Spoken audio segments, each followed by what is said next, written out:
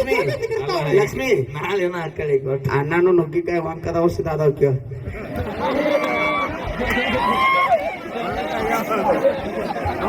ಅಂಜಬೇಡ ಮಾವ ನಾವೇ ಹೂನ ಯಾರಿಗೆ ಅಂಜುವುದಿಲ್ಲ ಅಂಜೋದಿಲ್ಲ ಕೇಳ ರವಿ ಮಾಮ ಏನ್ ಕೆಲಸ ಮಾಡ್ತಾರೆ ಕೇಳ ರವಿ ಮಾಮ ನೀನ್ ಏನ್ ಕೆಲಸ ಮಾಡ್ತಿ ನುಗ್ಗಿಕಾಯಿ ಬರ್ತಾನೆ ಇಲ್ಲ ಬೇರೆ ಕೆಲಸ ಇತ್ತು ಮೋಸ್ಟ್ಲಿ ಗೋಟಿ ಕೆಲಸ ಮಾಡ್ತೀನಿ ಮತ್ತೆ ಮನಿ ಬೆಳಗ್ತಾನ